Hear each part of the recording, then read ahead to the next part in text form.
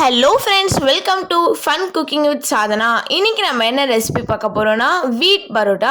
அதுக்கு முன்னாடி என்னோட சின்ன வேண்டுகோள், சப்ஸ்கிரைப் பண்ணாதவங்க சப்ஸ்கிரைப் பண்ணிடுங்க, பக்கத்தில் இருக்க பெல் பட்டனும் கிளிக் பண்ணுங்கள். வாங்க வீடியோக்குள்ளே போகலாம். ஃபர்ஸ்ட் ஒரு பவுலில் பார்த்தீங்கன்னா நான் 1.5 கப் அளவுக்கு மைதா எடுத்திருக்கேன். இது கூட ஒரு 3/4 டீஸ்பூன் அளவுக்கு சால்ட் சேர்த்துட்டு ஒரு தேவையான அளவுக்கு தண்ணி சேர்த்து நல்லா சப்பாத்தி மாவு பதத்துக்கு பிசைஞ்சு எடுத்துக்க போகிறோம். உப்பு பார்த்தீங்கன்னா உங்களோட டேஸ்ட்டு பொறுத்து தான். ஸோ உங்களுக்கு எவ்வளோ தேவைப்படுதோ அவ்வளோ சேர்த்துக்கோங்க. இப்போ நல்லா பிசைஞ்சு எடுத்துக்கலாம். இந்த மாதிரி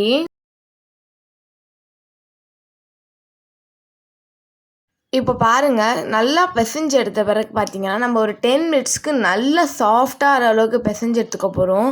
மினிமம் 10 மினிட்ஸ்க்கு பிசைஞ்சு எடுத்துக்கோங்க, நல்லா இழுத்து விட்டு.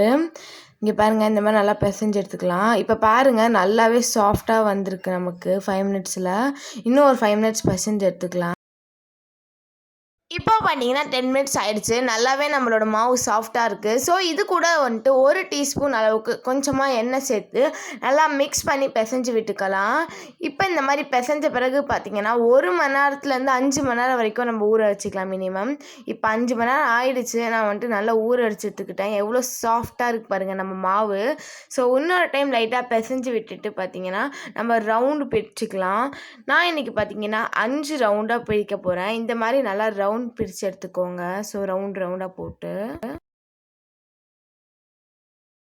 இப்போ பிரித்து எடுத்த பிறகு பார்த்தீங்கன்னா நம்ம வந்துட்டு சப்பாத்தி தட்டுற கல்லில் பார்த்தீங்கன்னா லைட்டாக எண்ணெய் தடவிக்கோங்க. எண்ணெய் தடவிட்டு நம்ம வந்துட்டு ரவுண்ட் பிடிச்சி வச்சுருக்க ஒரு மாவை எடுத்து நல்லா வந்துட்டு கை வச்சே நல்லா விரிச்சிக்கலாம்.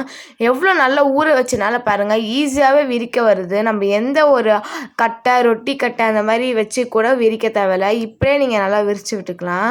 இந்த மாதிரி நல்லா விரித்த பிறகு பார்த்தீங்கன்னா ஒரு கத்தி எடுத்துக்கோங்க. ஒரு கத்தி எடுத்துட்டு கீழே பார்த்தீங்கன்னா லைட்டாக இந்த மாதிரி கீறி விட்டுட்டு வாங்க. ஃபுல்லாகவே இந்த மாதிரி எடுத்து விடுங்க.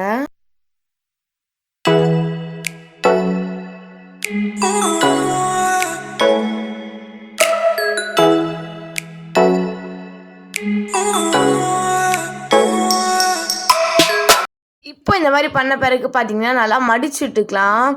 ஒரு வந்துட்டு கரெக்டாக மடிக்கணும்லாம் இல்லை, சும்மா மடித்தா போதும். ஸோ இந்த மாதிரி நல்லா மடித்து விட்டுக்கோங்க.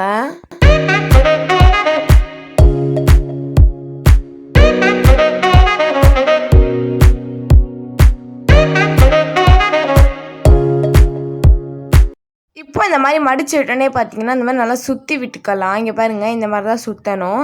சுற்றி விட்டுட்டு நம்ம பார்த்திங்கன்னா எல்லாத்தையும் இந்த மாதிரி பண்ணி வச்சிட பிறகு நம்ம ஊற வச்சோம்ல அந்த மாவு, அதே பாத்திரத்தில் லைட்டாக எண்ணெய் தடவிட்டு திருப்பியும் ஒரு மணி நேரத்துக்கு நம்ம ஊற வைக்க போகிறோம்.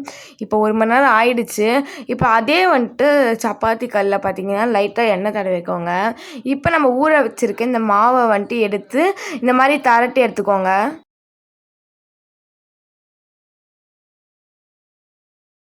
இப்போ இந்த மாதிரி நல்லா தரட்டி விட்டுக்கோங்க. தரட்டி எடுத்த பிறகு பார்த்தீங்கன்னா ஒரு தோசை கல்லை காய வச்சுக்கோங்க. காய வச்சுட்டு நம்மளோட பரோட்டாவை சேர்த்துக்கலாம். சேர்த்த பிறகு இதில் கொஞ்சமாக எண்ணெய் சேர்த்துக்கோங்க. எண்ணெய் நீங்கள் வந்துட்டு சேர்க்குறது உங்கள் விருப்பம் தான். ஏன்னா நம்ம ஆல்ரெடி எண்ணெய் நிறையாவே சேர்த்து தான் தரட்டியிருப்போம். அதனால் இப்போ 2 சைட் கோல்டன் ப்ரௌன் அளவுக்கு விட்டுக்கோங்க. அவ்வளோதான், நம்மளோட வீட் பரோட்டா ரெடி ஆகிடுச்சு. இப்போ லைட்டாக இந்த மாதிரி குத்தி விட்டிங்கன்னா கடையில் வாங்குற மாதிரியே இருக்கும். எவ்வளோ ஹெல்த்தியான ஹோம்மேட் வீட் பரோட்டா ரெடி ஆகிடுச்சு பாருங்கள். உங்களுக்கு இந்த வீடியோ பிடிச்சிருந்துன்னா லைக் அண்ட் ஷேர் பண்ணுங்கள். நாக்கின் ருசி இனிக்கட்டும். Thank you and bye.